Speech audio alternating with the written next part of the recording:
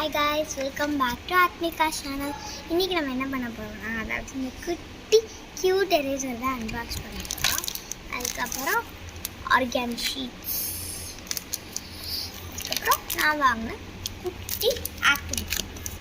So first வந்து open பண்ணிக்கலாம். நான் வாங்கல.